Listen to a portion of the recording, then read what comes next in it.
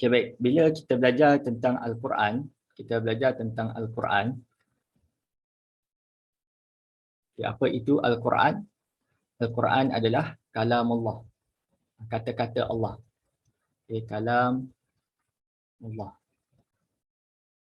Okay, kata-kata Allah ataupun kita guna bahasa Melayu kita firman Allah. Maka dalam kalam Allah Ta'ala, macam mana kita nak tahu ataupun kita nak faham tentang kalam Allah Ta'ala, maka dalam kalam Allah Ta'ala ini dia terbahagi kepada perkataan. Okay, terbahagi kepada perkataan. Okay, perkataan.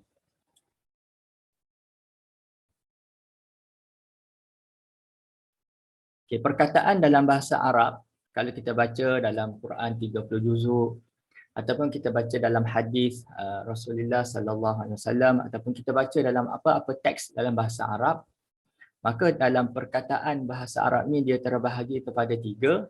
Satu dikatakan sebagai isim. Okay.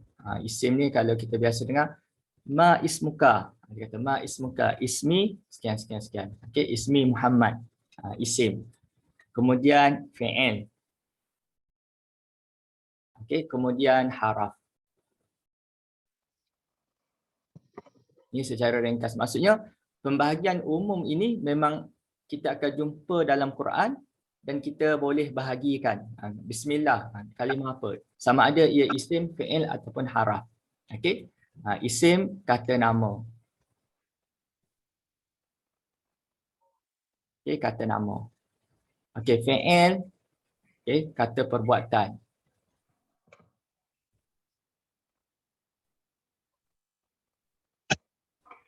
Okey. Haraf kata tugas. Ya. Okey, kata tugas.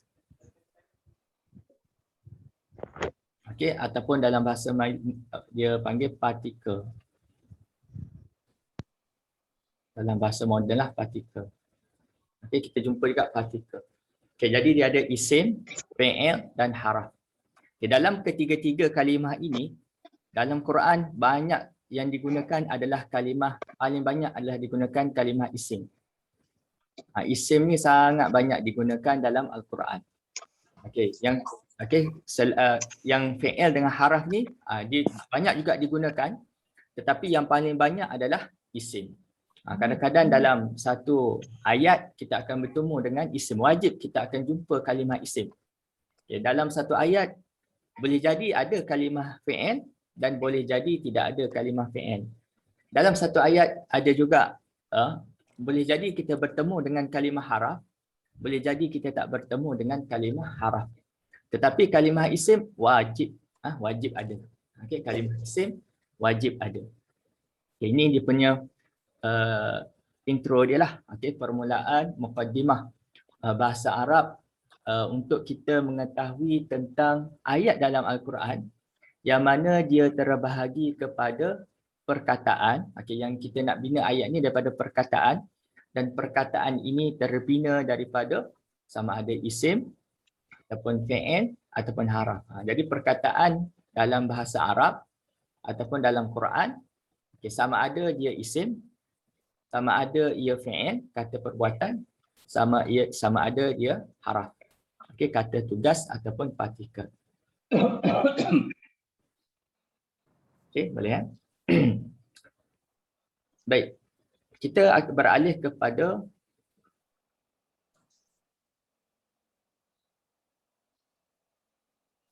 setakat ni ada yang nak tanya? Nanti saya akan jelaskan tentang kalimah isim ini. Macam mana nak kenal kalimah isim. Untuk hari ini kita akan bincangkan tentang kata nama ataupun isim. Macam mana kita nak kenal isim. Okey, untuk fi'il saya akan memperkenalkan nama-nama fi'il dan apakah dia punya makna dia, okey, secara ringkas. Dan yang ketiga, kita mengenal nama-nama bagi haraf ataupun partikel ataupun kata tugas. Baik. Kita lihat kepada diagram.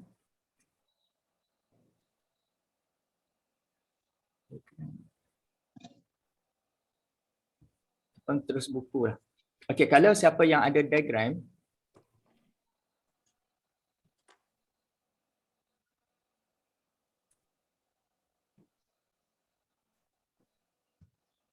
Nampak ke skrin yang saya bagi ni?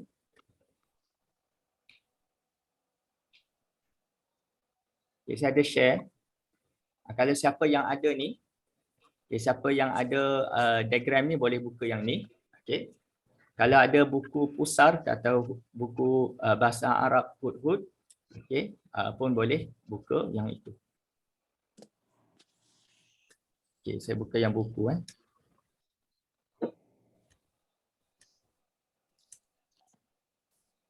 Okay.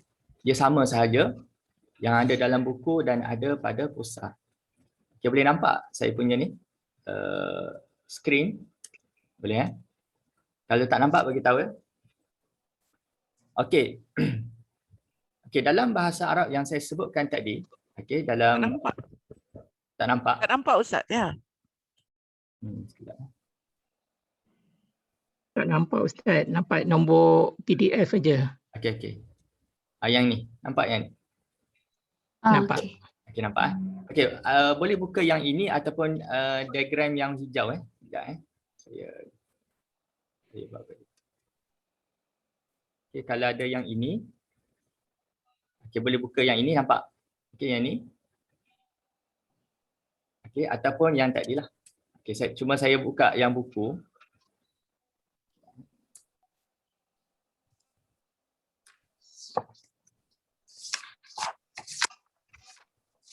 Okey. Okey, nampak Okey, ini adalah kalimah dalam bahasa Arab. Okey, kalimah dalam bahasa Arab ia terbahagi kepada 3. Okey, seperti mana yang saya jelaskan tadi. Pertama isim, okey, yang ini kata nama.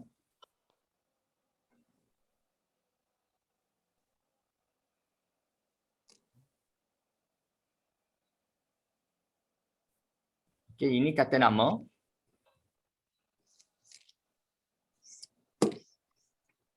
Okey. Bagaimana kita nak mengenal kata nama yang ada di dalam Al-Quran? Jadi kata nama ni kita sebagai orang yang bukan bercakap Arab, maka kita boleh lihat beberapa tanda-tanda yang ada pada kalimah dalam Quran yang dapat kita kelaskan dia sebagai kata nama. Terdapat tanda-tanda yang ada pada kalimah-kalimah di dalam Al-Quran yang mana kita boleh kelaskan sebagai kata nama. Contoh dia adalah alif lam. Okay, yang pertama alif lam.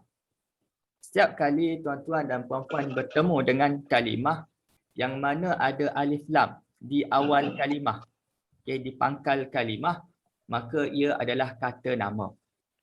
Dia bukan fi'il dan dia bukan haraf. Sebab saya sebutkan tadi, pembahagian yang besar dalam perkataan-perkataan dalam Al-Quran, ia terbahagi kepada 3 sahaja, kata nama, kata perbuatan fi'il, okay, kata nama isim, kata perbuatan fi'il dan kata tugas. Okay. Dia terbahagi pada 3 ni sahaja. Apabila kita berjumpa kalimah yang mana dia ada alif lam di awal kalimah, maka ia menunjukkan kata nama ataupun isim. Isim Okay, itu satu. Itu satu tanda yang pertama. Baik, kemudian tanda yang kedua yang kita boleh jumpa pada kalimah isim iaitu adanya tanwin. Okey, adanya tanwin.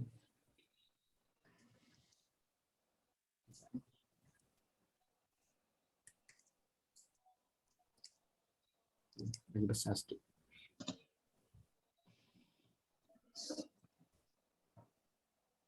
Okey. Yang kedua adalah tanwin. Tanwin ini berada di awal kalimah. Di hujung kalimah. Okey, di hujung kalimah. Apa-apa kalimah yang mana kita jumpa dia, okey, kita jumpa dia ada baris atas, baris 2 atas, ataupun baris 2 bawah, ataupun baris 2 depan, maka kita kelaskan dia sebagai isim. Kita tak tahu maksud dia. Tetapi bila kita lihat, ada tanwin atas, baris atas, tanwin baris bawah, tanwin baris depan. Okey, maka dia adalah kalimah isim. Okey, kata nama. Okay, boleh Okey, cuma untuk isim ini untuk isim ini, untuk tanda isim yang alif lam dan juga tanwin, dia tidak boleh berada serentak pada satu kalimah. Dia tidak boleh berada serentak pada satu kalimah. Contoh, kita letak alif lam sebab kalimah isim ini sama ada kita nak memilih alif lam atau tanwin. Okey. Tak akan berlaku dalam Al-Quran, contoh al-masjid. Okey, al-masjidun. Okey. Contoh. Okey, al-masjidun. Yang ni tak ada. Tak boleh jadi macam ni. Sebab apa tak boleh jadi macam ni? Okey, kerana adanya alif lam dan adanya tanwin. Serentak, tak boleh. Okey.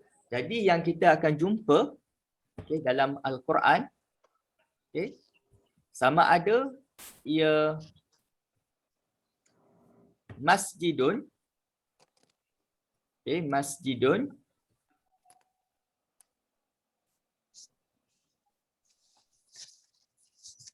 masjidun ataupun al-masjidu.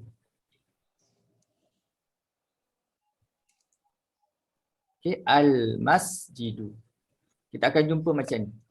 Maksudnya, apabila kita letak alif lam, maka baris yang hujung satu sahaja. Letak alif lam, baris yang hujung hanyalah satu sahaja. Tetapi, kalau tak letak alif lam, maka kita gunakan dalam bentuk baris dua. Baris dua. Okey, baris dua kalau tak letak alif lam. Letak alif lam, baris satu di hujung. Campur alif lam serta tanwin tak akan berlaku. Tak boleh. Dia macam api dengan air, tak boleh duduk sekali. Jadi kita kena buat pilihan. Sama ada nak guna alif lam ataupun nak gunakan tanwin. Okey. Tetapi bila kita belajar nanti yang lebih tinggi, peringkat yang lebih tinggi, okey, puan-puan dan tuan-tuan dan puan-puan akan dapat bezakan kalimah yang menggunakan alif lam dan kalimah yang tak guna alif lam. Jadi ada maksud yang sedikit berbeza. Walaupun maksud masjid yang kita tahu tempat solat, tetapi apabila kita menggunakan alif lam, dia berbeza dengan tidak menggunakan alif lam. Ini peringkat yang lebih tinggi sedikitlah. Cuma untuk peringkat awal, kita hanya mengenal kalimah ataupun mengenal ini kalimah isim, yang ni kalimah fi'il, dan ni kalimah haraf. Itu peringkat yang awal. Okey. Okey, boleh. Jadi kalimah tanda alif lam yang pertama untuk menjadikan kalimah itu isim. Yang kedua, adanya tanwin pada hujung kalimah. Itu kita letakkan dalam minda kita. Kalau baca Quran, nampak je alif lam, kita katakan, oh ini kalimah isim ni, kata nama. Dia bukan fi'il dan dia bukan haraf. Okey. Yang kedua, tanwin. Bila kita baca Al-Quran, jumpa tanwin, maka kita kata, oh ni kalimah isim, bukan kalimah kata kerja, bukan kalimah kata tugas. Dia adalah kata nama. Kata yang menunjukkan kepada sesuatu. Perkataan yang menunjukkan kepada sesuatu. Okey, selesai yang ini. Itu baru dua yang kita berikan. Yang ketiga adalah baris bawah. Ini baris bawah. Okey, baris bawah ni dia rujuk ke mana? Rujuk kepada kalimah yang terakhir. Takut tak nampak. Nanti saya tulis.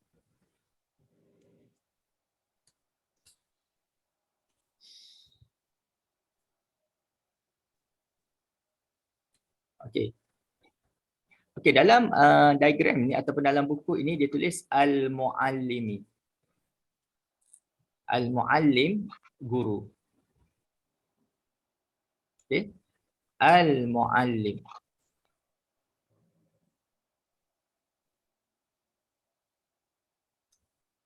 Okey, al-muallim. Okey, al-muallim maksudnya guru. Okey, guru, seorang guru. Nah, guru tu kan kata nama, perkataan yang menunjukkan kepada seseorang yang tugasnya mengajar.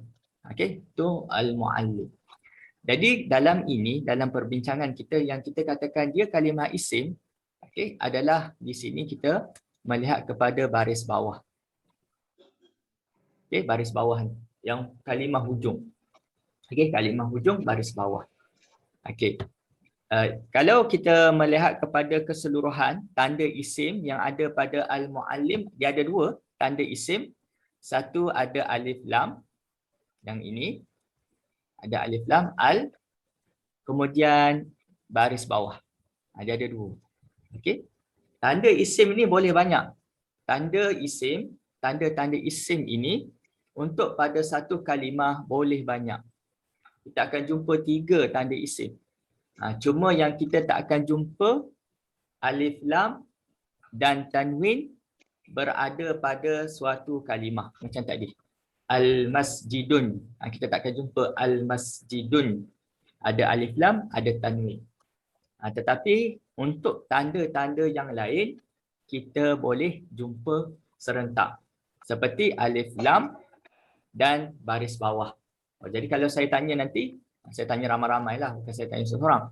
Tanya, okay, apakah kalimah ini? Isim ke, fi'il ke, haraf? Kita lihat kalimah ini, oh ni isim. Okay, apa tanda isim dia? Ada alif lam dan baris bawah. Okay, macam tu. Kalau kita jumpa Quran nanti pun, okay. Alhamdulillahi. Contoh. Alhamdulillahi. Lillahi. Okay. Kalimah apakah dia? Kalimah isim. Macam mana kita tahu? Satu ada haraf, ada baris bawah. Okay. Alhamdulillahi. Bismi. Contoh. Bismillahi. Bismi. Kita baca mi baris bawah. Itu adalah kalimah isim. Macam mana kita tahu kalimah isim? Baris bawah. Okey, contoh kalimah bismi. Ini bismillah.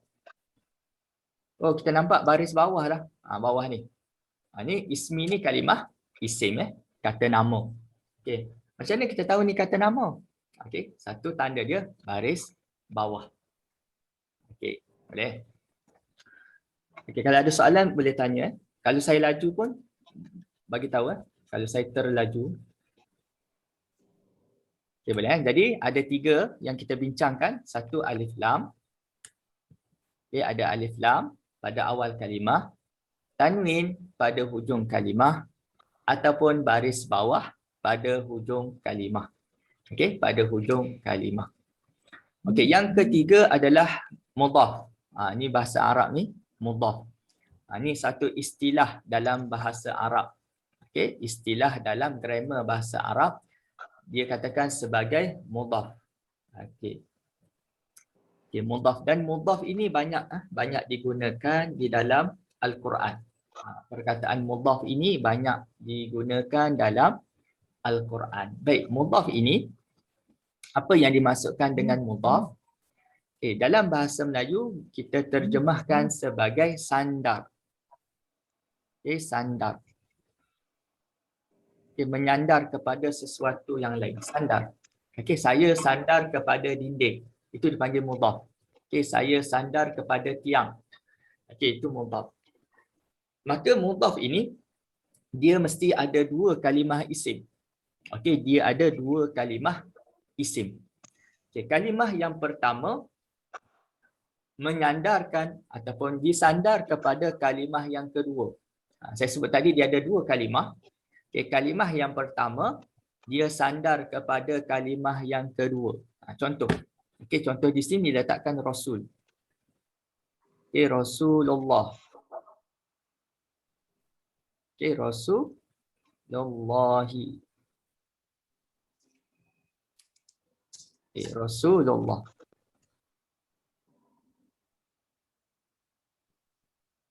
Okay, Rasulullahi. Jadi dia ada 2 kalimah. Kalimah apa? Satu kalimah Rasul dan satu lagi kalimah Allah. Okay, dia ada 2 kalimah. Satu Rasul dan satu Allah. Okey. Ini dipanggil sandar. Jadi kalimah pertama Rasul sandar kepada kalimah Allah. Sandar kepada kalimah Allah. Okey, yang mana mudhaf? Okey, mudhaf ni yang ini Okey, Rasul mudhaf.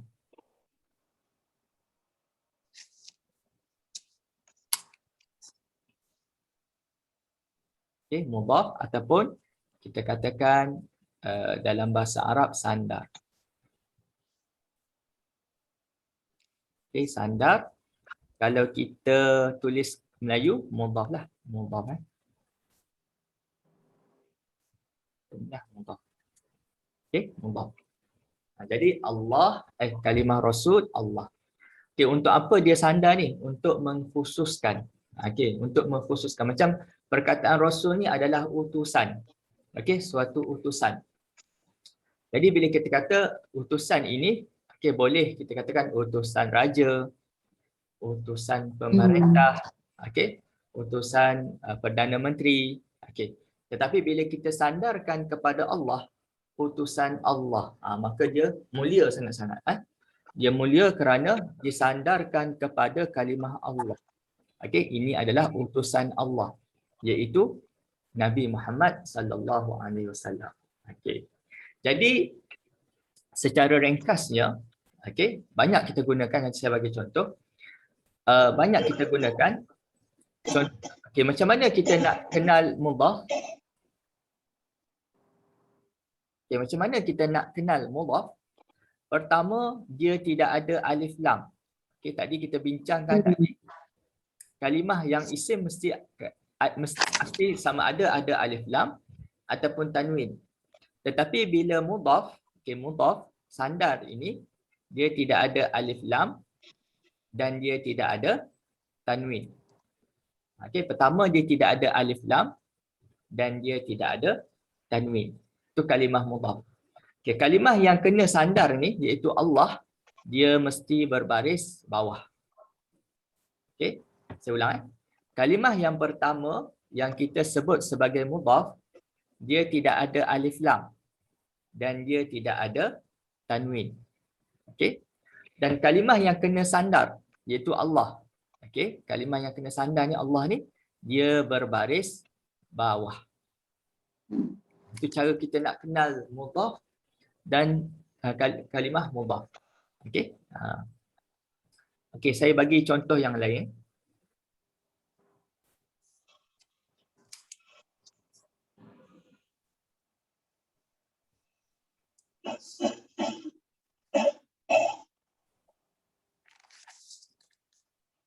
Okey. Saya bagi contoh yang lain seperti yang minggu lepas saya bagi suratul Kahfi.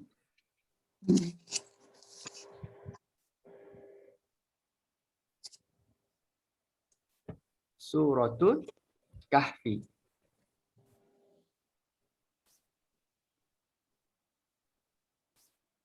Kita selalu sebut baca apa malam Jumaat? Surah Kahfi. Kita baca suratul Kahfi. Okey, suratul Kahfi ini berlaku sandar. Okey, dia berlaku mudhaf. Okey. Mudhafnya di mana? Okey, mudhafnya di sini. Yang ini dipanggil mudhaf Okey, mudhaf. Okey, kalimah ini sandar kepada kalimah Kahfi. Kenapa? Sebab apa dia sandar? Sebenarnya dia nak mengkhususkan surah. Sebab surah ada 114 surah dalam Quran. Bila saya sebut saya membaca surah, satu surah, maka umum. Boleh jadi surah Qul Huwallah, boleh jadi Qul A'udzu Birabbil Falaq, Qul A'udzu Birabbin Nas, surah Al-Fatihah, surah-surah yang lain. Tetapi bila saya sandarkan kepada Al-Kahfi, surah ini menjadi khusus. Oh, surah Kahfi baca. Okey. Jadi dalam suratul Kahfi ini dia tidak, tengok perkataan surah, dia tidak ada alif lam dan dia tidak ada tanwin, dan kalimah Kahfi ini kalimah yang kedua berbaris bawah. Okey. Ada soalan yang kata kalau kita sebut suratul Kahf pun boleh. Kalau kita mewakafkan huruf fa ini. Suratul Kahf. Kita tak bariskan huruf fa ni kepada baris. Okey, suratul Kahf. Tapi kalau kesempurnaannya Suratul Kahfi. Jadi kita tahu kenapa kita sebut Suratul Kahfi. Okey.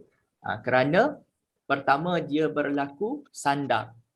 Kalimah pertama surah sandar kepada kalimah yang kedua Al-Kahfi. Okey, boleh ya? Okey. Contoh yang lain. Okey, contoh yang lain Al-Quran. Okey, contoh yang lain. Okey, mukaddimah kita tadi saya sebut. Okey. Apakah maksud Al-Quran? Saya katakan Al-Quran.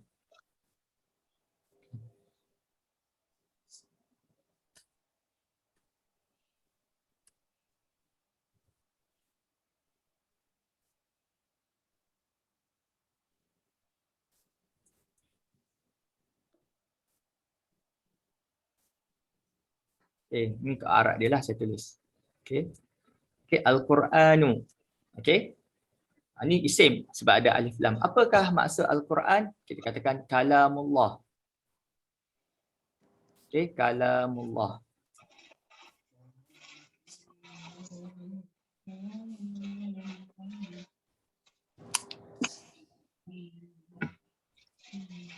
Okey. Apa yang dimaksudkan dengan Al-Quran? Al-Quran kalamullahi. Okey, Al-Quran kalamullah. Saya nak fokuskan yang kat sini. Okey, saya nak fokuskan yang kat sini lah. Okey, kalamullah. Okey, kalam ini yang disebut sebagai, yang inilah sebut mudhaf. Okey, ini disebut mudhaf ataupun sandar. Okey, sandar. Jadi dia tidak ada alif lam pada perkataan kalam. Okey, kata-kata Allah, sabdaan Allah, firman Allah, dan dia tidak ada tanwin, dan perkataan Allah berbaris bawah. Okey, berbaris bawah. Ini dipanggil berlakunya sandar. Okey, nanti kita akan jumpa banyak, terlalu banyak dalam Al-Quran. Okey, contoh ilahin nasi. Ilahin nasi. Itu juga berlaku sandar. Okey, nanti kita akan lihat kepada praktikal dalam Al-Quran nanti. Okey, setakat ni boleh ke? Boleh ikut? Okay, kalau ada soalan boleh tanya. Okey, yang seterusnya. Okey, yang seterusnya.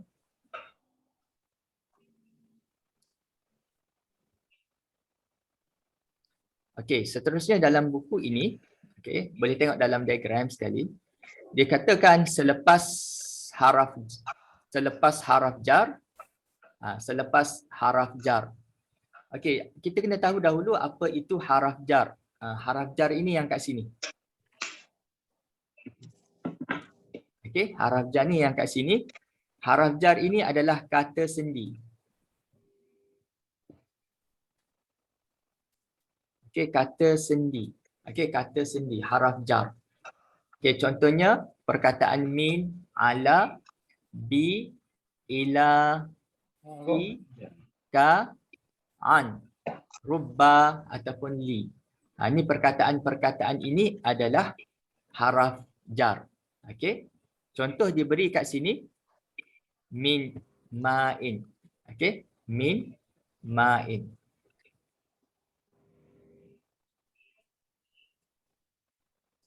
Okey, min ma'in. Dia letak sini min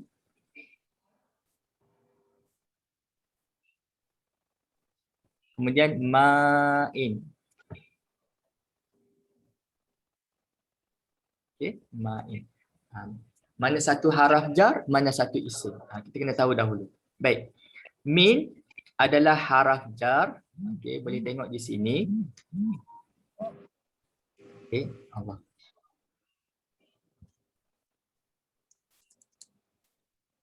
Okey. Min, okey, kita boleh lihat di sini Min, ni haraf jar. Haraf jar. Ini sangat popular, banyak sangat dalam Quran perkataan ini. Okey. Minal masjidil haram ilal masjidil aqsa. Contoh. Okey, minal masjidil haram ilal masjidil aqsa. dalam Quran. Jadi min maksudnya daripada ataupun dari. Yang ni haraf jar. Okey, ni haraf jar. Ni haraf jar. Okey, selepas haraf jar yang ni isim. Ini isim. Selepas daripada kalimah haraf jar, wajib isim. Okey, selepas daripada haraf jar, kita akan jumpa wajib isim. Tak boleh dah fi'il ke perkataan lain, tak boleh. Jadi kita kata min ma'in, dari air. Okey, dari suatu air. Di sini kalau kita lihat ma'in ini isim, apakah tanda isimnya? Satu, selepas daripada min, selepas daripada haraf jar. Yang kedua, dia bertanwin. Di sini ada dua tanda isim lah. Okey, satu selepas daripada haraf jar dan satu lagi bertanwin. Okey, bertanwin itu adalah tanda isim. Nanti kita akan lihat dalam ayat Quran nanti.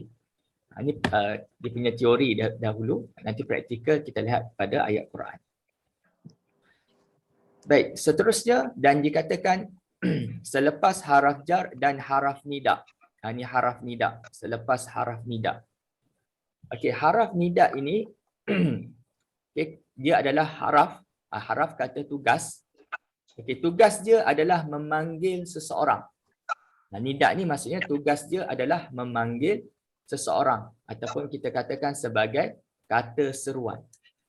Okey, kata seruan. Okay, sebagai contoh yang diberikan di sini adalah ya Umar. Okay, ya Umaru.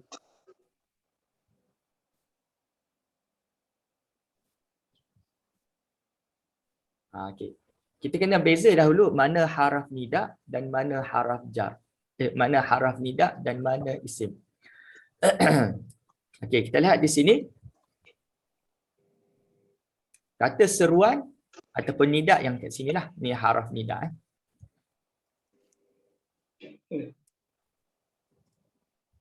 Selepas ya wajib isim. Okey, yang ni isim. Contoh ya ayyuhallazina amanu. Ya dah ada dah ya.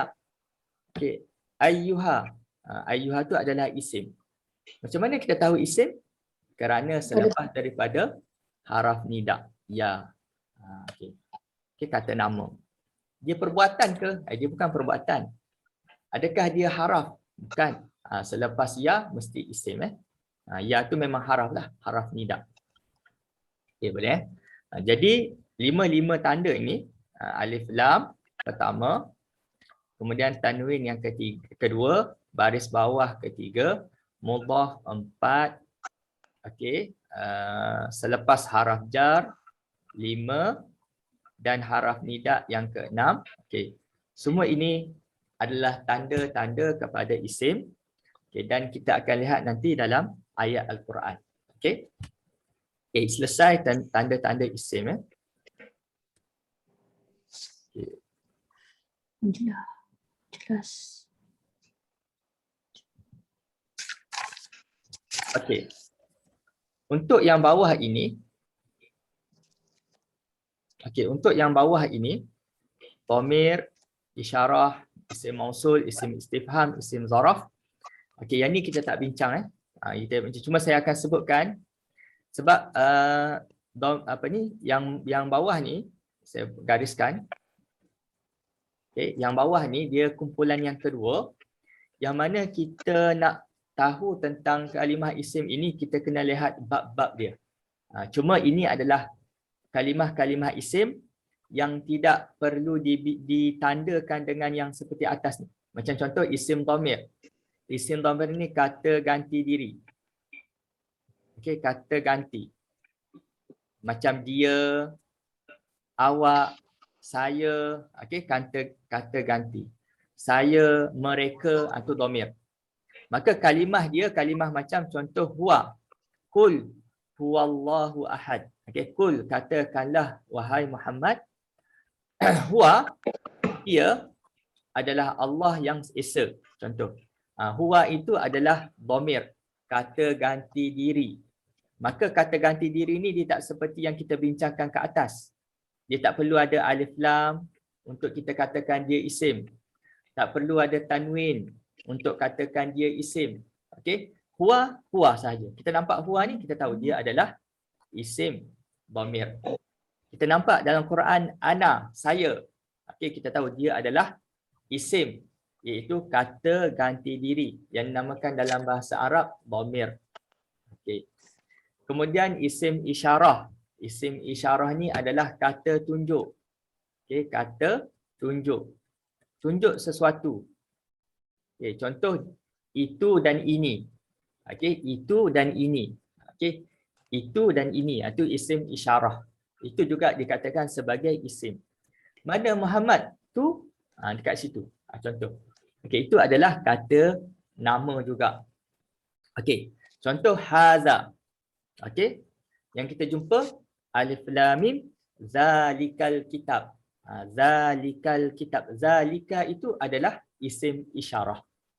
Okey, isim isyarah. Dia ada jauh dan dia ada dekat. Itu dan ini. Jadi antara kalimahnya haza, hazi. Banyak lagi lah. Dia ada banyak lagi. Nanti kita lihat kepada bab dia. Okey. Ini secara ringkas. Okey. Kemudian isim mausul. Isim mausul kata hubung. Kata hubung. Hubung.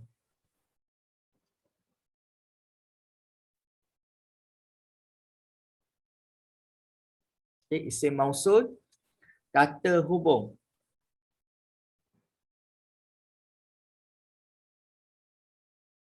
Okay, kata hubung. Yang. Selalunya diterjemahkan dengan perkataan yang. Okey. Illallazi na'amanu. Melainkan orang yang. Illallazina amanu. Melainkan orang yang. Dia ada perkataan yang belakang. Itu isim mausul. Dia menghubungkan suatu kalimah dan suatu ayat. Illallazi na'amanu. Melainkan orang yang. Dia allazi mesti ada yang belakang. Dia menghubungkan.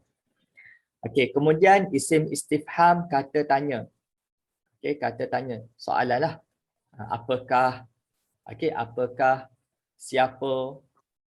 Okey, di mana? Berapa? Contoh tu isim istifham. Jadi ada banyaklah ni contoh dia mata man. Mata bila? Man siapa? Okey. Kemudian isim zaraf. Isim zaraf ni kata nama bagi suatu ruang. Dia ada ruang masa dan tempat. Okey. Masa dan tempat. Nanti kita akan belajarlah. Contoh di sini dia bagi fauqa, atas. Atas ni ruang tempat. Tahta, bawah, ruang tempat juga. Nanti kita akan belajar iz, pada ketika. Pada ketika itu ruang masa. Wa iz qala Ibrahim. Contoh, apabila Nabi Ibrahim berkata, wa iz, dan apabila. Itu dipanggil isim zaraf masa. Okey. Banyak lagi lah. Nanti kita akan bincang tentang isim zaraf. Okey. Jadi isim ini yang ini sahaja yang kita bincang untuk hari ini. Okey. Kemudian kita akan beralih kepada fi'il. Okey, kepada fi'il.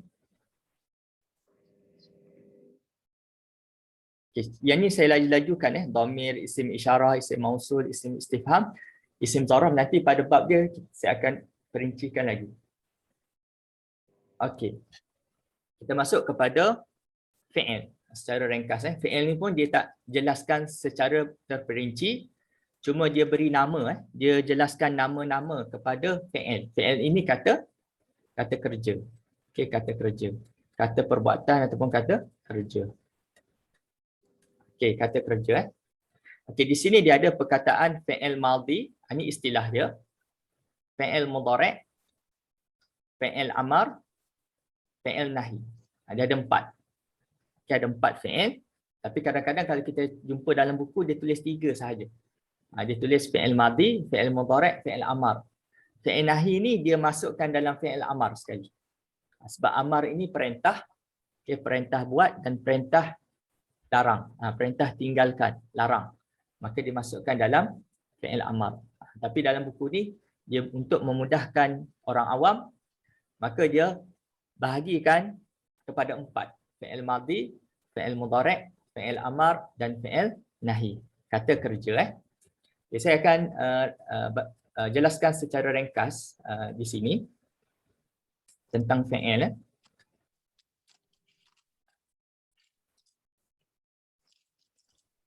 Tadi saya sebut nama dia.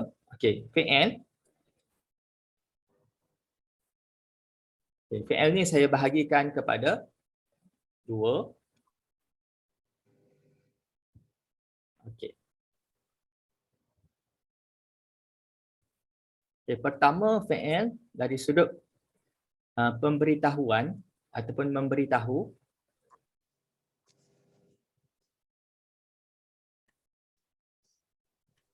Memberitahu.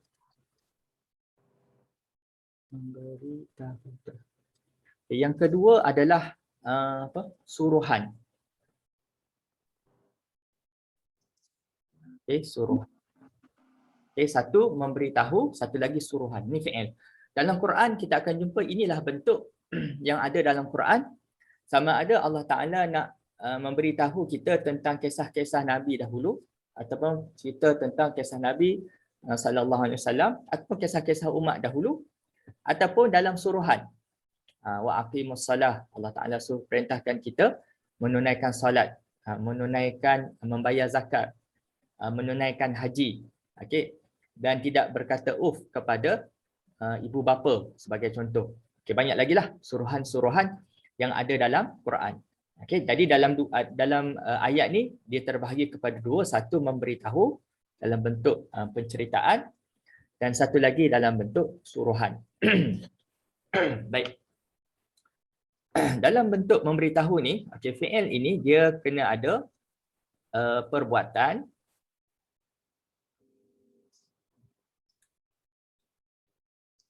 dan ada masa. Dia kena ada masa. Mesti wajib ada masa. Kalau tak ada masa, maka dia bukan perbuatan. Jadi ini kita boleh lihat sukan. Sukan tu semua melibatkan perbuatan. Dan apa yang sangat penting ditekankan adalah masa. Kalau dalam sukan lah. Kalau shoot goal, minit yang keberapa. Kalau lumba lari, berapa second dia boleh lumba lari, sampai ke garisan penamat. Semuanya melibatkan masa. Sebab apa? Sebab dia menilai dari sudut perbuatan. Perbuatan pemain. Okey, dalam bentuk memberitahu ini, okey, masa, okay, saya pecahkan masa. Okey, masa telah berlaku. Perkataan telah berlaku.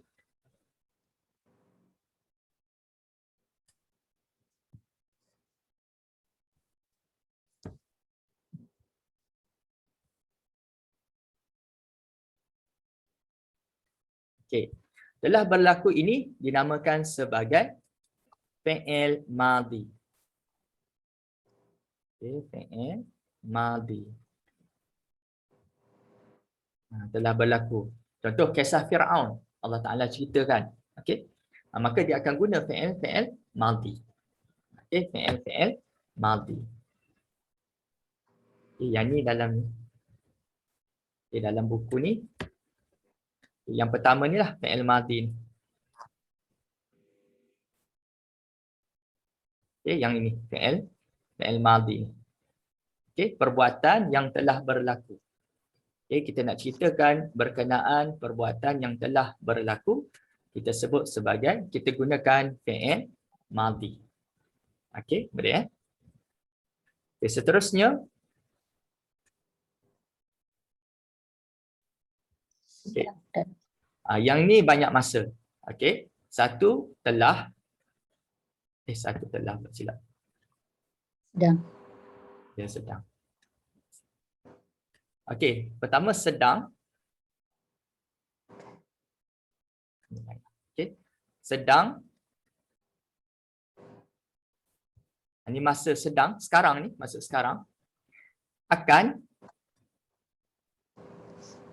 dan rutin.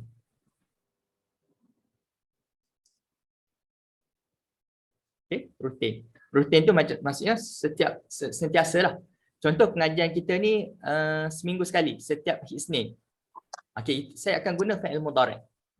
Okay, udarrisu lughata al-arabiyyah kulla yaumin isnin sebagai contoh. Saya mengajar bahasa Arab setiap Isnin. Contoh. Jadi saya kata ana udarrisu. Saya akan guna perkataan fi'il mudhari'. Okey, fi'il mudhari'. Maka ketika-tiga masa ini sekarang kita sedang belajar ataupun akan apa yang tuan-tuan dan puan-puan akan lakukan nanti, bagi tahu. Contoh saya lepas ni nak buat apa dalam bentuk memberitahu. Ataupun rutin saya nak beritahu kepada orang lain bahawa saya mengajar bahasa Arab tiap-tiap minggu. Itu rutin. Maka ini kita akan guna fi'il mudhari'. Okey, ini dipanggil fi'il mudhari'.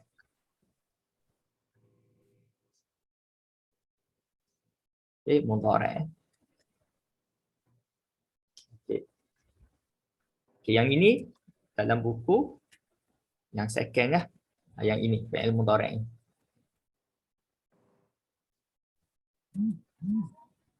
Okey, yang ini. Okey, yang ini. Okey, yang ini sudah fi'il madhi dah sudah, fi'il mudhari'.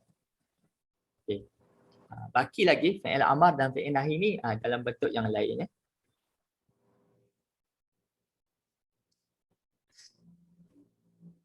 Okey, seterusnya suruhan. Memberitahu ni dua je guna fi'il madhi dan fi'il mudhari'. Okey. Kalau dalam bentuk suruhan, okey, suruhan semuanya adalah dalam waktu akan berlaku. Akan akan. Kalau kita suruh seseorang, pastilah dia belum lagi melakukan perbuatan itu. Contoh kita suruh anak kita solat. Solat sekarang. Jadi sebelum tu dia belum solat lagi. Jadi perbuatan tu baru nak lakukan. Okey, buat homework. Dia belum buat lagi homework. Kita dah suruh. Kita suruh sekarang. Barulah dia nak buat. Jadi perbuatan itu akan berlaku. Ada suruhan, barulah perbuatan itu berlaku. Jadi suruhan ini ada dua. Okey, dia ada dua. Satu dalam bentuk tegahan ataupun larangan.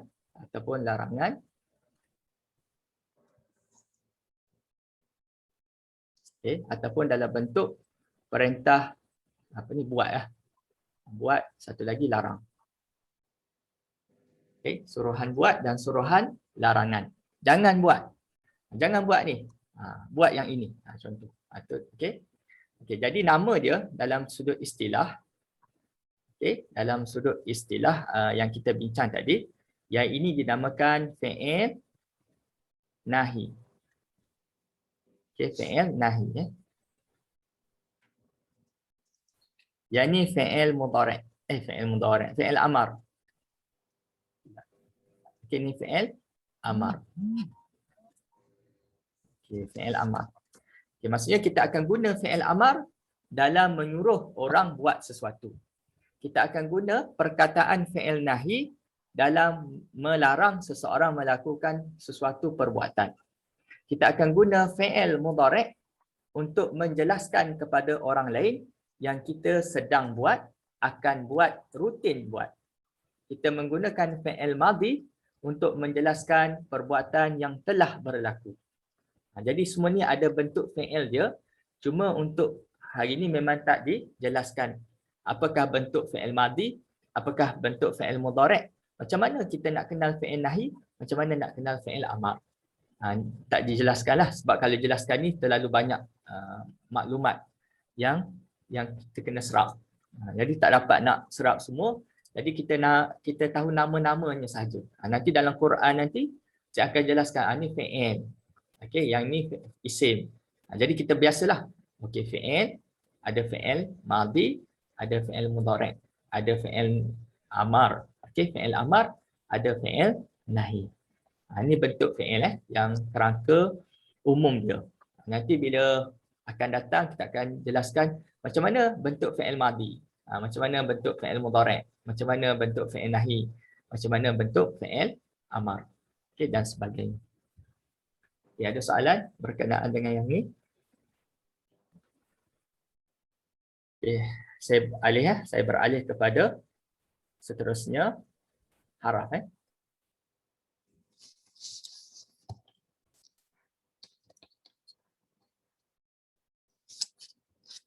Okey, haraf ni saya baca sahaja. Okey, sebab haraf ni satu kalimah yang kita kena cam dia. Okey, dia tak ada tanda. Haraf ni kita nampak je dia, kita tahu ni kalimah apa. Yang ni kalimah apa, haraf. Dia macam dia tak banyak. Okey, dia tidak sebanyak isim ataupun dia tidak sebanyak fi'il. Okey, dan dia memang statik. Okey, dia sangat-sangat statik haraf ni. Macam kita lah. Saya pergi ke sekolah. Ke tu adalah haraf. Okay.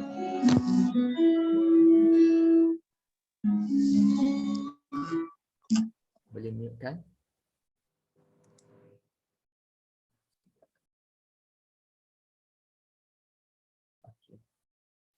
Okey, haraf Okey, haraf di sini saya dah sebutkan tadi kata tugas ya. Okey, kadang-kadang ada yang keliru. Dia kata haraf ni macam yang dia belajar kat Quran tu, haraf. Okey, haraf hijaiyah. Alif sampai ya. Betul, haraf hijaiyah tu adalah haraf untuk mengeja, hijaiyah, untuk membaca. Alif sampai ya. Okey. Itu betul juga haraf. Tapi haraf di sini adalah perkataan. Yang haraf hijaiyah itu adalah haraf sebiji-sebiji alif sampai ya, okey, untuk kita gunakan membaca. Tetapi haraf di sini adalah membina ayat. Bukan membina perkataan, membina ayat. Macam saya pergi ke sekolah. Ke itu digunakan untuk membina ayat. Jadi haraf di sini adalah digunakan untuk membina ayat. Yang mana kita belajar dalam Quran, huruf hijaiyah itu huruf juga, haraf juga. Haraf hijaiyah itu digunakan untuk kita membina kalimah. Okey? Membina kalimah. Alif, lam, ha, mim, da. Itu haraf. Cantum semua alhamdu. Ba, sim, mim. Cantum semua bismi. Itu membina kalimah. Yang kita bincang ni adalah membina ayat. Jadi haraf ini kadang-kadang memang kita kadang-kadang jumpa satu huruf. A sebagai contoh. Okey? A sebagai contoh. Dia ada makna tak? Okey, dia ada makna. Maka dinamakan haraf dalam bahasa Arab. Okey. Contoh huruf sa. Okey, huruf sa. Okey. Dia ada makna tak? Dalam bahasa Arab tak ada makna. Maka dia bukan haraf. Dari sudut ni yang kita bincangkan. Okey. Huruf shin sebagai contoh. Huruf shin. Okey, ada makna tak? Tak ada makna huruf shin ni. Maka dia bukan haraf dalam ilmu yang kita belajar ni. Dia mesti ada makna. Contoh di sini haraf jar, apa yang kita jumpa ba. Sebiji je ada b. Ada makna tak? Ada. Apa maksud dia? Dengan. Ini dikatakan haraf. Okey, haraf. Contoh tadi a. A sebiji ni ada makna tak? Ada. Apa maksud dia? Adakah? Adakah ataupun apakah? Adakah? Okey, a ni adakah? Okey, contoh. Dia termasuk dalam haraf. Sebab dia ada makna. Sebab tu kalau angkat takbir, kalau orang sebut Allah, dia sengaja. Itu boleh membatalkan sembahyang dia. Sebab apa? Kerana daripada Allah Maha Besar jadi, adakah Allah Maha Besar? Contoh kita sebut Allah, Allahu Akbar. Kita ada dua hamzah. Allahu Akbar, Allahu Akbar, Allah. Jadi tu menunjukkan adakah Tuhan Maha Besar? Jadi pertanyaan pula. Sedangkan kita angkat takbir untuk membesarkan Allah. Tapi datangnya suatu haraf ini, ini maksudnya adakah? Dia telah menukarkan makna. Sebab dia ada makna dia, makna tersendiri. Jadi haraf ni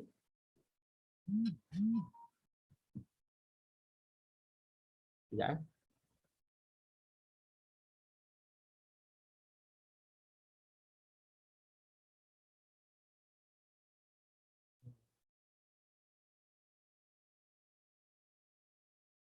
Ya.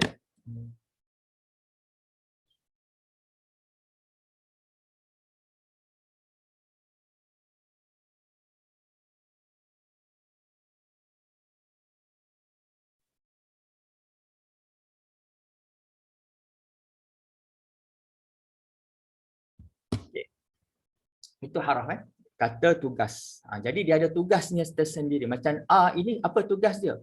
Untuk menggunakan pertanyaan. Ba ni apa tugas dia? Sebagai sendi perkataan. Sebagai kata sendi bagi ayat.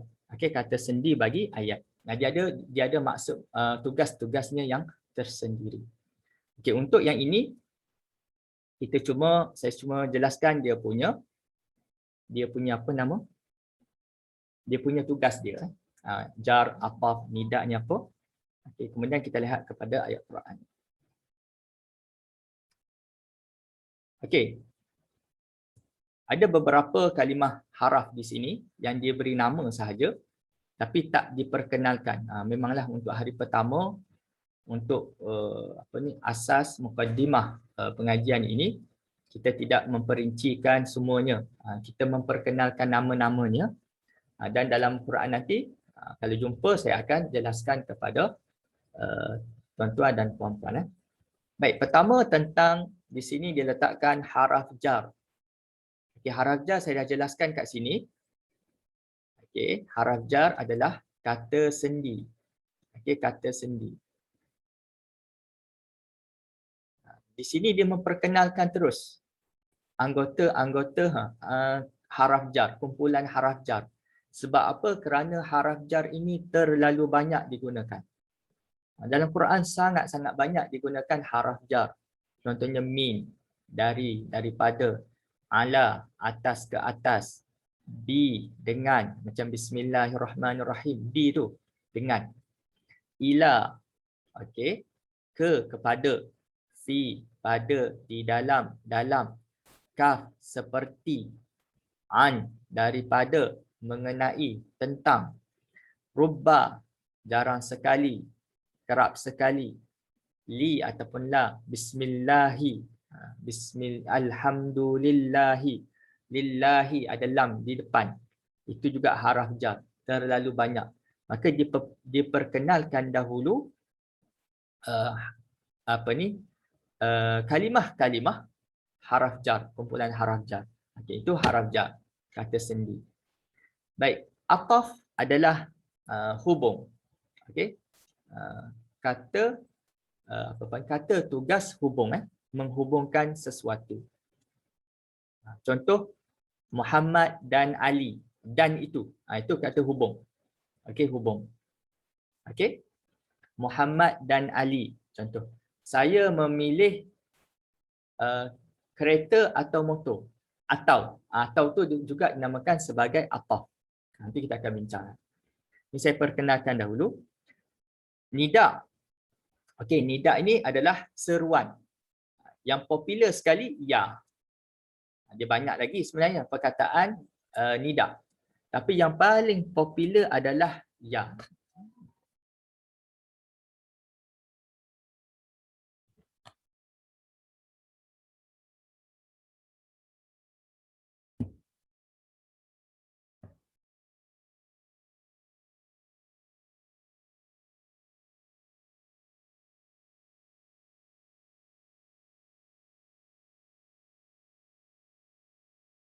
Okey. Kemudian tu nida. Kemudian ada taukid. Taukid ni penegasan. Menegaskan sesuatu. Okey, diterjemahkan dengan sesungguhnya. Demi. Okey. Semestinya. Okey, sebagai contoh. Itu taukid. Taukid ni macam penegasan. Dia nak menegaskan sesuatu. Bila perkataannya tak dipercayai. Saya bagi satu kenyataan, orang tak percaya. Maka kita katakan sungguh. Kita katakan perkataan sungguh. Bahasa Melayunya sungguh. Tapi dalam bahasa Arabnya dia panggil taukid. Okey, taukid. Sungguh dia tu memang macam tu. Contoh. Okey, jadi itu adalah taukid. Kemudian istisna. Okey, istisna ni mengecualikan. Okey, istisna ni yang kita selalu jumpa illa, la ilaha illallah. Itu dipanggil haraf istisna. Okey, mengecualikan sesuatu. Okey. Kemudian istinaf. Istinaf ni digunakan untuk permulaan ayat.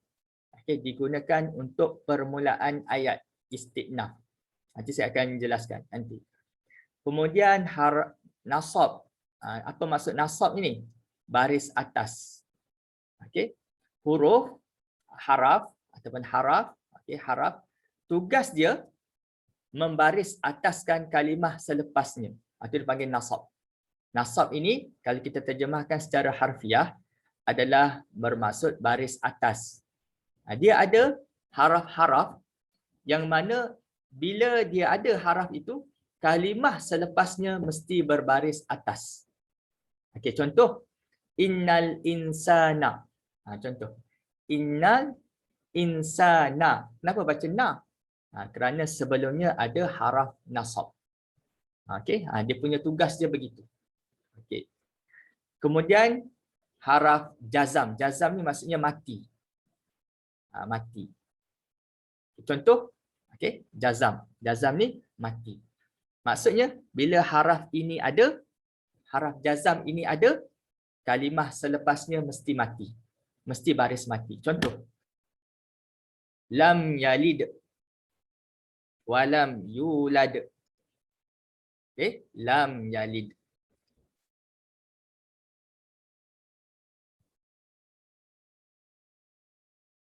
Okey, lam yalid.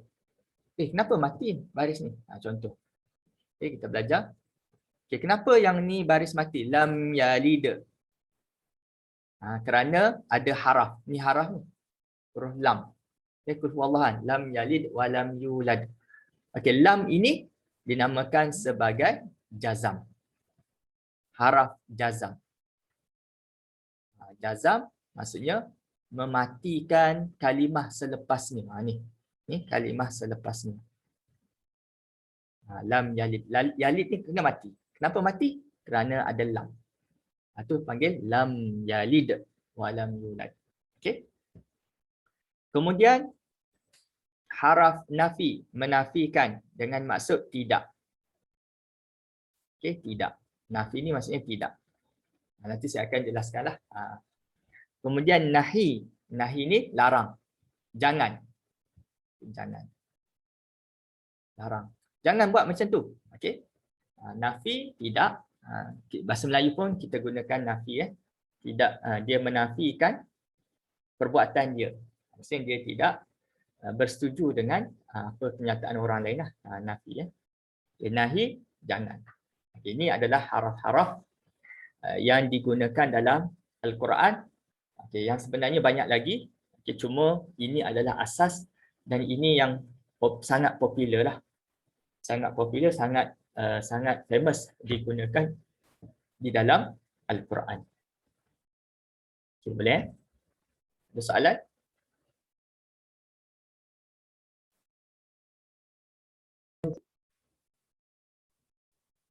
Ada soalan? Tak ada.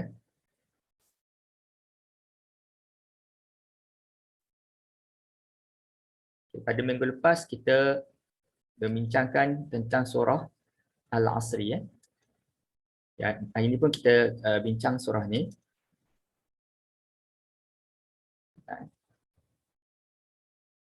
Minggu depan kita masuk kepada surah lain. Okay. Di sini kita akan membahagikan. Yang ni adalah dipanggil kalamullah ni. Okay. Kalamullah. Okay. Kata-kata Allah dalam bentuk ni ayat. Dan kita akan melihat dari sudut kalimah-kalimah yang ada pada ayat ini.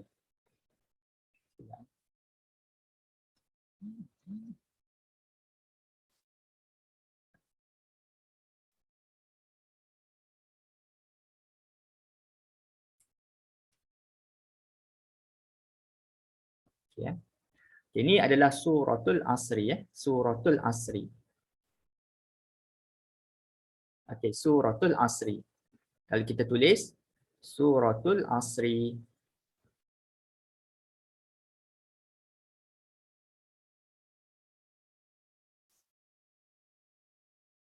Okey, suratul Asri. Ini berlaku sandar. Okey. Suratul Asri. Okey. Yang ni dinamakan sebagai mudhaf. Yang kita bincang tadi suratul Kahfi kan. Ini mudhaf. Okey, yang ni yang disandarkan. Jadi tak ada alif lam, tak ada tanwin, asri baris bawah. Okey, boleh ya? Ini secara ringkas. Baik, kita lihat kepada ayat ini. Okey, kita lihat kepada ayat ini.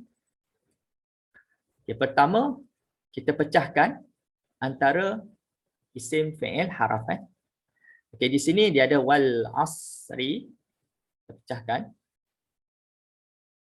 Dipecahkan ni kerana untuk bezakan antara isim fi'il haraf. Excuse me, Ustaz, tak nampak skrin tu, skrin ayat tu, tak ada. Tak ada. Ya. Terima kasih.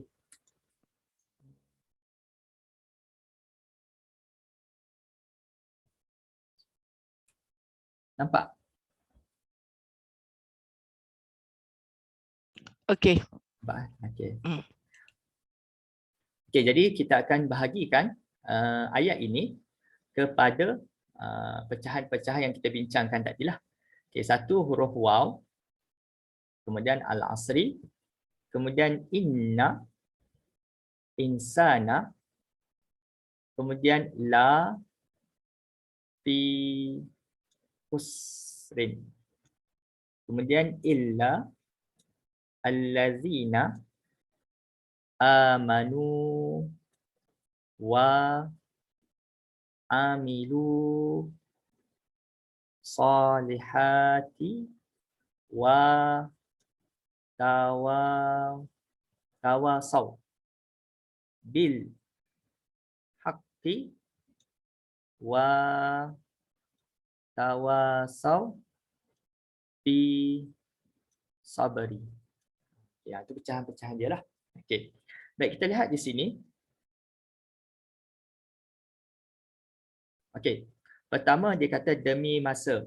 Wal asri, demi masa. Al asri ini maksudnya masa. Okey, masa. Jadi bila Allah Taala bersumpah dengan masa, menunjukkan masa ini adalah sangat penting. Seperti mana saya jelaskan dahulu, okay, kita ada dua golongan yang sangat ekstrim tentang masa. Pertama, yang mencaci masa. Dia menghina masa, iaitu ada dalam hadis. Okay? Allah Ta'ala larang, jangan kamu menghina masa. Jangan kamu mencaci masa. Dalam hadis Al-Qudsi ada. Okay, dalam Al-Quran, ada golongan yang bertauhidkan ataupun mengagungkan masa sehingga menjadikan masa ini seperti Tuhan. Dia mengagungkan masa seolah-olah masa ini adalah Tuhan. Dia panggil golongan ad-dahriyun, golongan etis lah. Jadi dia kata semua yang berlaku ni adalah bergantung kepada masa. Kita tak. Kita yang keimanan yang betul, okay, kita mengatakan masa ini adalah makhluk Allah. Kita tak boleh nak mencela, mencaci masa kerana yang mentadbir masa ini adalah Allah. Okey, wal asri. Baik. Di sini kalau kita lihat waw, okey, kalau kita bincang tadi fi'il, isim fi'il haraf. Okey, demi waw, ini adalah haraf. Okey, ini adalah haraf. Okey, haraf.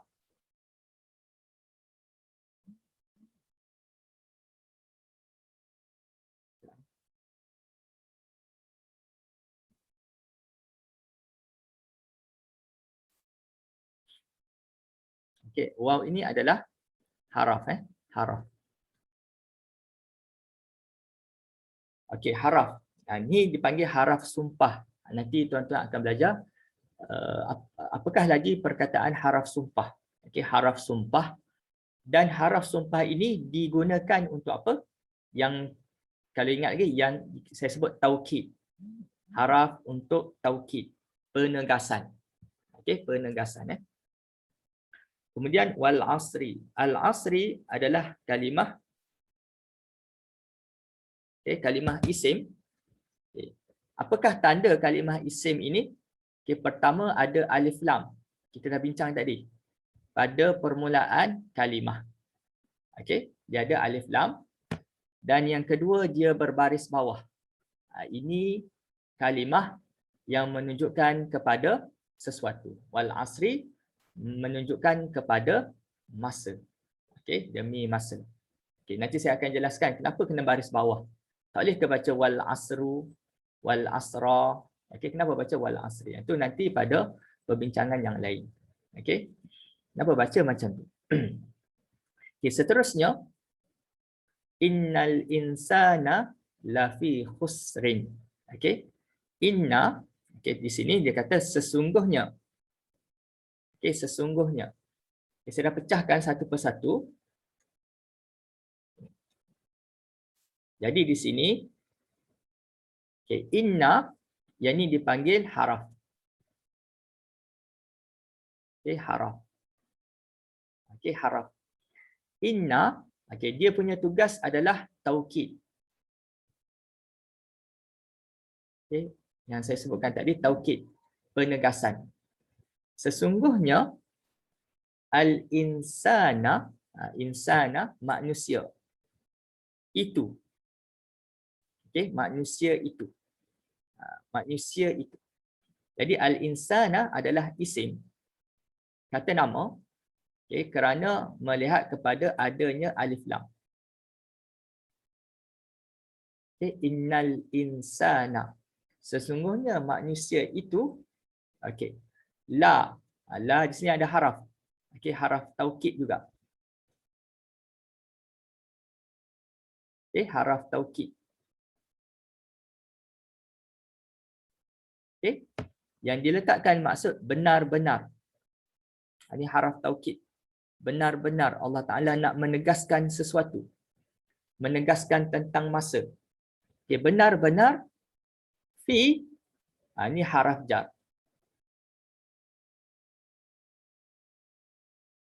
Okey, haraf jar. Okey.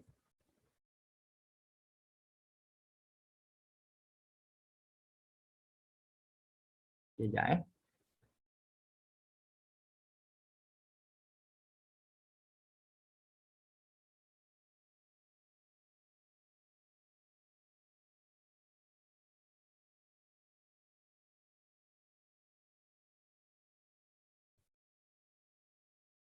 Okey, yang tadi.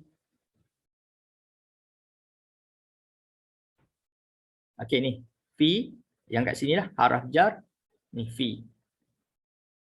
Okey. Pada, di dalam atau dalam. Okey, itu haraf jar. Sangat popular, sangat famous digunakan dalam Quran. Jadi bila jumpa je kalimah fi, okey, oh dia buang semua.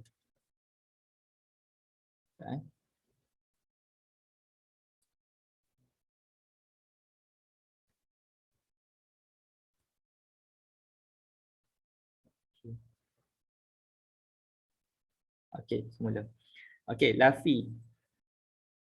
Saya pecahkan sinilah. Okey. La adalah taukid tadi, fi haraf jar. Haraf jar. Okey, selepas haraf jar, ingat lagi kita bincang tadi, antara tanda isim adanya haraf jar. Okey, selepas haraf jar mesti isim. Khusrin, kerugian. Okey, khusrin maksudnya kerugian. Jadi ini adalah kata nama, ini adalah isim. Okey, isim. Kata nama. Kerugian ni kata nama. Kata perkataan yang menunjukkan kepada sesuatu, menunjukkan kepada kerugian. Jadi apakah tanda bagi isim? Iaitu adanya tanwin. Khusrin. Yang kedua, selepas haraf jar. Okey, ada fi, kemudian ada kalimah khusrin. Maka selepas haraf jar, kalimah itu adalah kalimah isim. Okey, selepas haraf jar, kalimah itu adalah kalimah isim. Okey, boleh? Nah, jadi khusrin ni ulama mengatakan kerana manusia ini tidak boleh terasing dengan kerugian. Sebab manusia ini dia punya khusrin, kerugian ini, kalau kita lihat umur manusia ini sentiasa berkurang. Okey, umur manusia ini sentiasa berkurang, maka bagaimana dia isi usianya yang semakin berkurang tu. Kalau dia isi dengan kebaikan, maka itu lebih afdal bagi dia. Tetapi kalau dia mengisi usianya yang sentiasa berkurang itu dengan benda-benda yang tidak baik, maka itu adalah kerugian bagi diri dia. Okey, khusrin. Okey, kemudian illallazi, saya pecahkan, illallazina. Okey, ambil dua sahaja. Illa ni adalah haraf. Okey, haraf pengecualian. Kalau ingat saya sebut tadi, haraf pengecualian. Okey, istisna.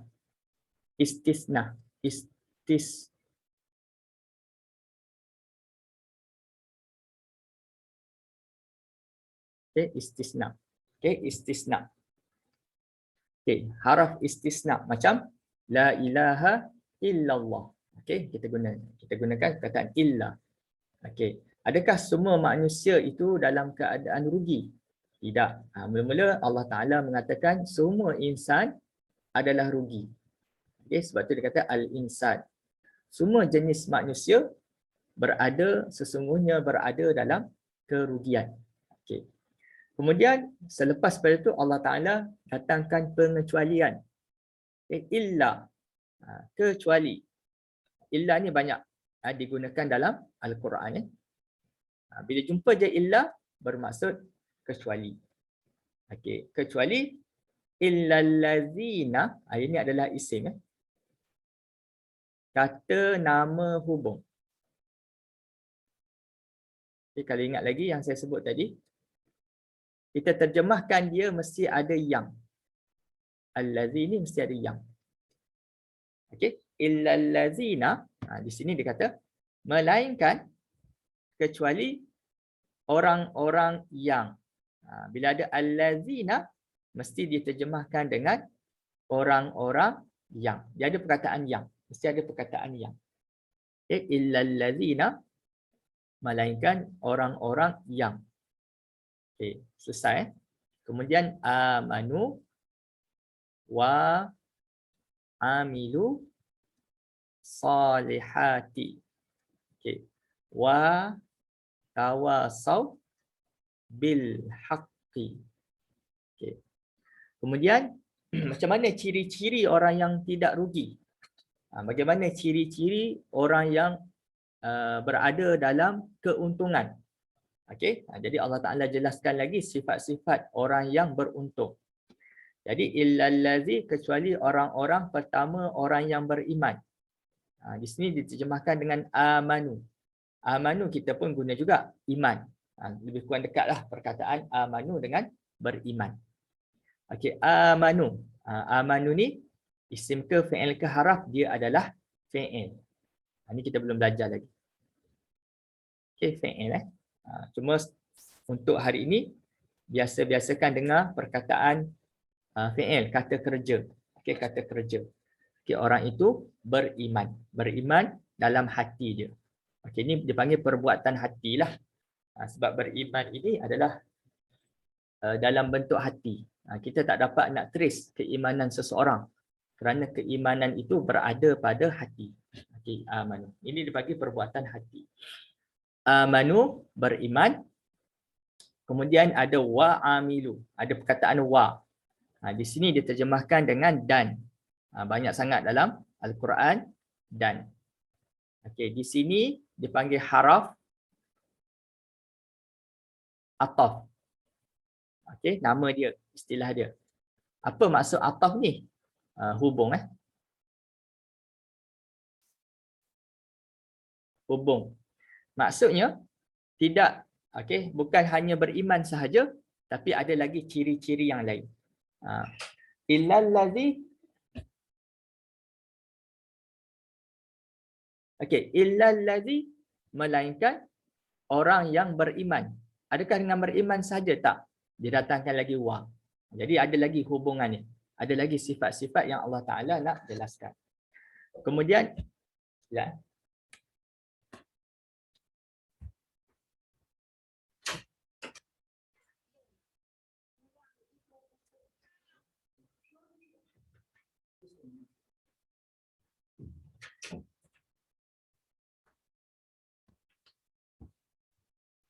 Okay, baik.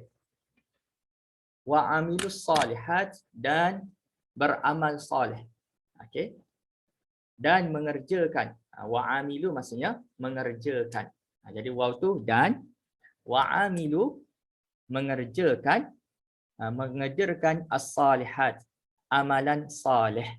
Jadi amalan ini dia, kalau kita bincang nanti kalau dah lama, kita akan perasan ada kalimah yang dihilangkan di sini. Okey. Nantilah pada pengajian-pengajian lain dia ada perkataan yang tersembunyi kat sini. Dalam terjemahan ada amalan, amalan ada. Okey, tapi kat sini tak ada tulis amalan. Cuma difahami. Okey, dan mengerjakan a'mala as-salihati. Amal tu dia dibuang dalam teks. Tapi dalam terjemahan ada.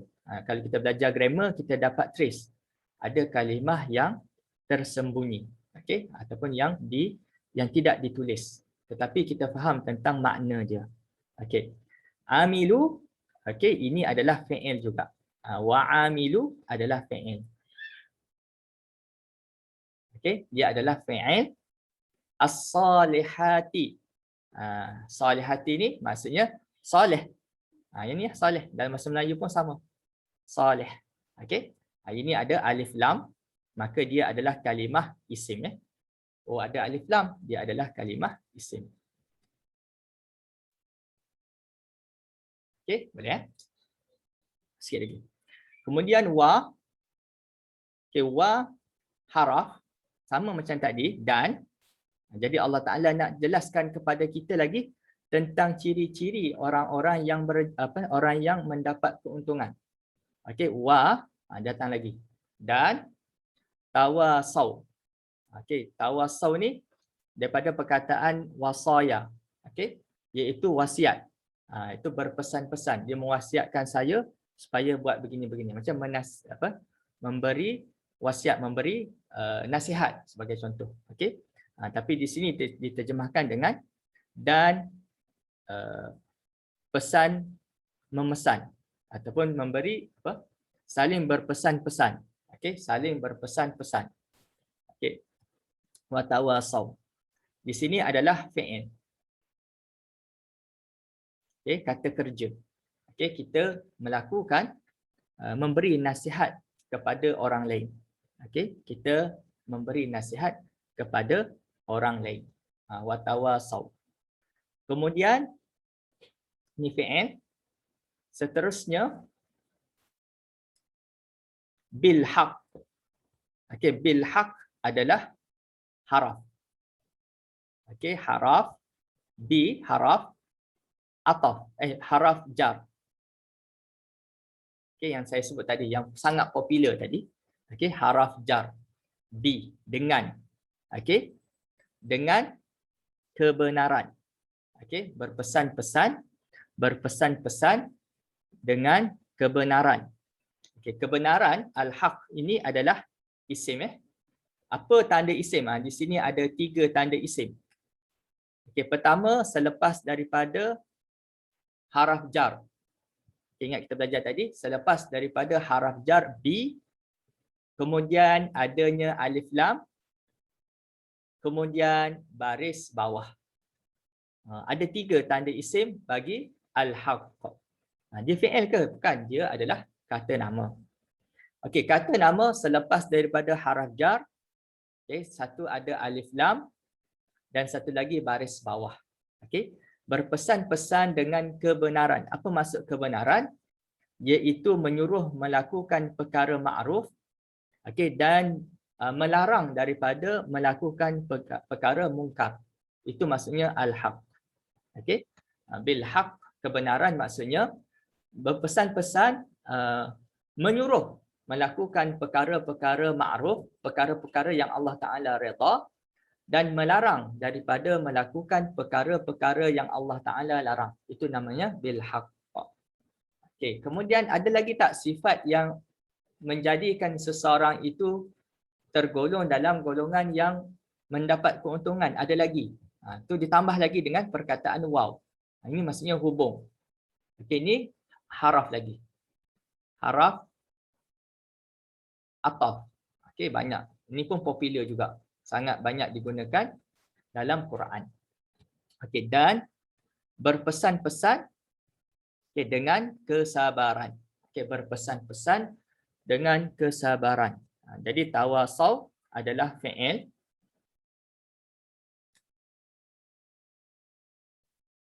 Adalah fi'il. Okey. Kemudian lupa potong. Kemudian B sama juga haraf jar. Okey, haraf jar. Okey, selepas haraf jar mesti isim. As-sabri, kesabaran. As-sabri, kesabaran. Okey. Ini adalah isim. Okey, isim juga. Macam mana kita kenal di isim? Kata nama. Pertama ada alif lam. Okey, dia ada alif lam. Ada alif lam.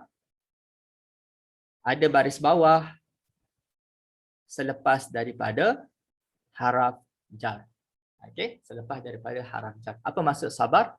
Maksudnya seseorang itu bersabar dalam melakukan kerja-kerja berpesan-pesan tadi. Okey, dia macam contohnya kalau dia berpesan kebaikan kepada orang, kalau orang membalas dengan keburukan, maka dia kena sabar.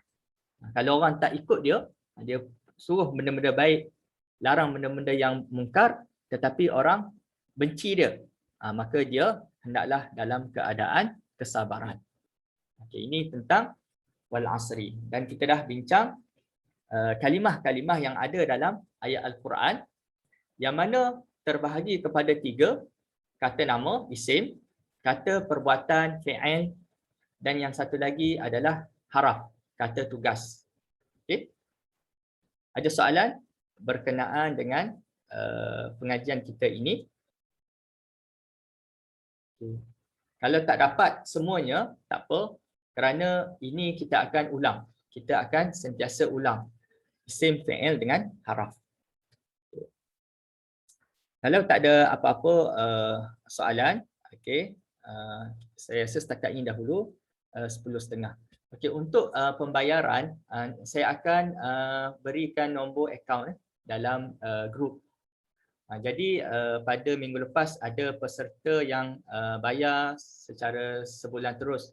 Itu pun boleh, ataupun bayar 2 minggu pun boleh, ataupun ada peserta nak bayar hujung bulan pun boleh. Okey. Ataupun peserta nak bayar selepas kelas, bayar sebanyak RM10.